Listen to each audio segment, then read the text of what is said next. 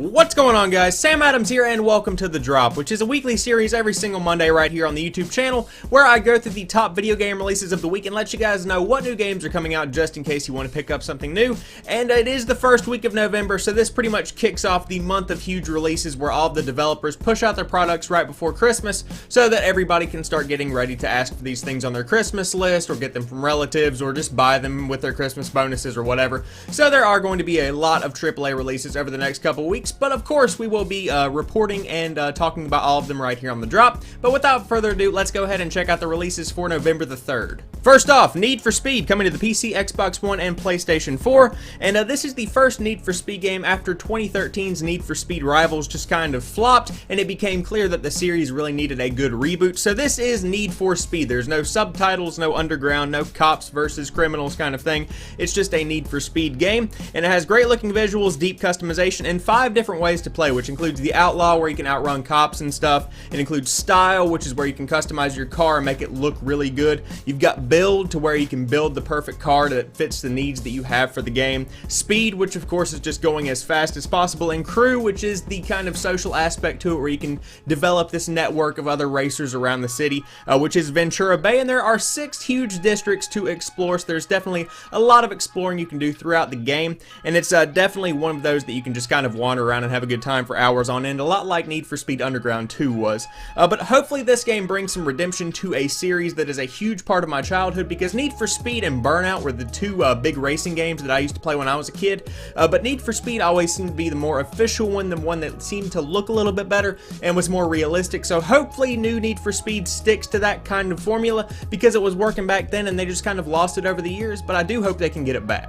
Next up, Lords of the Fallen Complete Edition is coming to the Xbox One and PlayStation 4, and this game originally came out in 2014 and was pretty much chalked up as a Dark Souls knockoff game, so to speak. It has combat that's very similar to Dark Souls, and that's pretty much how it remained in a lot of people's minds.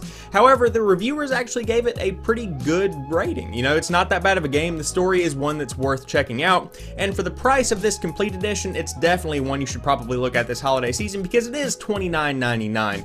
And so for that $30, you get the original game, 5 pieces of DLC, as well as a new featured Ancient Labyrinth story, which is pretty much where you're wandering around this ancient maze doing all of that Dark Souls style combat, where you take on bosses that are hugely, you know, further than you could ever fathom, and you should not be able to defeat them, but if you try hard enough, and many times, you probably will get through it. But if you're looking for a Dark Souls kind of game, it's got that RPG kind of style combat with it, you might want to check out Lords of the Fallen Complete Edition, because it is only 30 bucks. It's a pretty good looking game, and it's definitely one that is you know, it's a value for your buck, so to speak. Next up, Evolve Ultimate Edition is coming to the PlayStation 4 and Xbox One, and this is a first-person shooter which has a 4 versus 1 multiplayer. You've got 4 hunters and 1 monster, and the hunters try to take down the monster. The monster has abilities. Each of the hunters has individual abilities that kind of complement the other members of the group, so you really have to work as a team, which can be kind of hard when people don't use their mics in random lobbies online, but still an interesting game concept that was,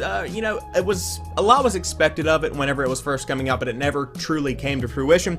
But if you want to check out Evolve Ultimate Edition, it comes with every piece of DLC that has ever been released for the game, which includes 20 hunters, 5 monsters, and then of course you get the base game, the monster expansion pack, hunting seasons 1 and 2, and that's pretty much all you get. But the price is a little bit high, considering that the game was $5 on Xbox One last week, and this is $59.99, albeit you do get the season pass with all the DLC and the monsters and the hunters and stuff. For a game that's online competitive play is kind of dwindling at this point, it's a little bit pricey, so you might want to wait for a price drop on this one, but still a ton of content. And if you're looking for a teamwork competitive first-person shooter, then you might want to check out Evolve Ultimate Edition, which is coming out this week on the PlayStation 4 and Xbox One. Finally, last but not least, Call of Duty Black Ops 3 is coming on the PlayStation 4, Xbox One, and PC, and sort of on the 360 and PlayStation 3, just because they have a different edition of the game that's developed by another company that doesn't have multiplayer, so you can just play zombies in campaign. So if you're still on the old generation of consoles, you do have that going for you, and it is $10 cheaper, so it's going to be $50 instead of $59.99.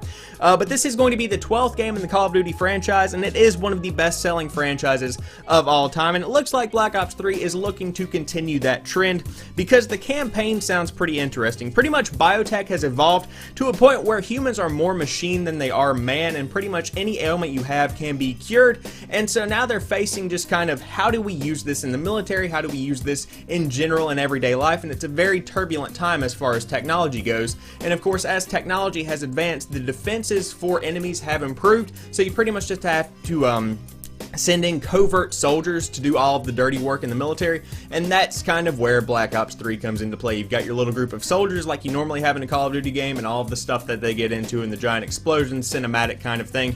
It's pretty much a stereotypical Call of Duty campaign, but what this one does differently is that it's relatable, because we're pretty much approaching that time right now where technology is advancing at such a rate where this kind of thing is something we might actually have to deal with in the next 10 to 20 years, and it's interesting to see this kind of game do a commentary on what's actually going on socially in the physical world.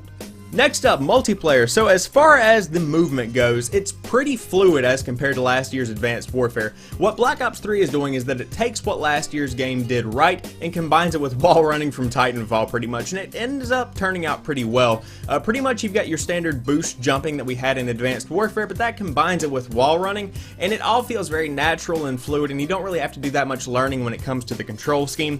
And then as far as customization goes, you've got your Pick 10 system that was in Black Ops 2, combined with this new specialist kind of thing, and there are 9 specialists in the game, which are pretty much 9 different characters that each have a different ability that kind of builds up over time in multiplayer, and it adds a certain aspect to the game that makes you feel like at certain points you can be a little bit more powerful than everyone else and maybe inch out a couple more kills than other people might be able to at that point in time.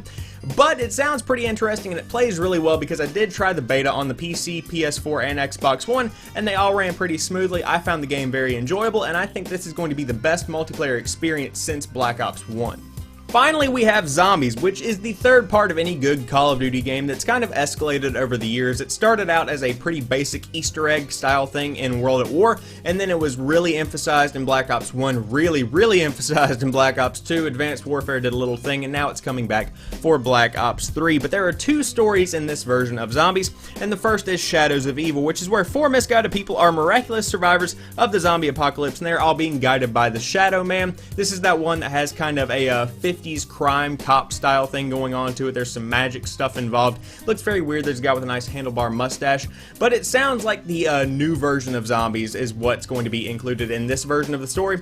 And then there's also The Giant, which is a continuation of the origin story from Black Ops 2 with the 4 original characters that we all know and love, along with a couple of additions here and there that are related to those characters. Ultimately, as far as Zombies goes, it has a new story for those that are returning and don't really want to continue the old one, and it also has a tip of the hat, so to speak, to those that have played all of the other Zombies games throughout the years. Personally, I think that this might be the best Call of Duty game since Black Ops 1 or Black Ops 2. I'm kind of on the fence between those 2 games of which one's better.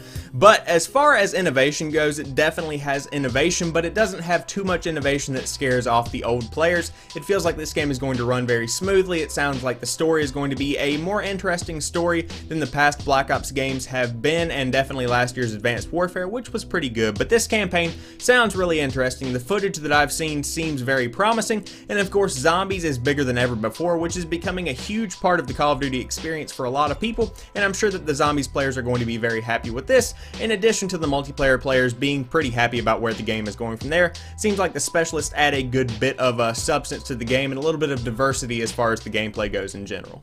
So there you guys have it. I hope you've enjoyed this video. If you did, drop me a like down below and comment what games you're going to be picking up this week. Are you a huge fan of Call of Duty, or are you going to be picking up something else that I mentioned? Let me know in the comment section down below. And if you are new to the channel or you've never seen any of my other videos, be sure to head over there and check out some of my other content, because I do upload new stuff like 3 or 4 days a week depending on the week. So there's always something new right here on the channel.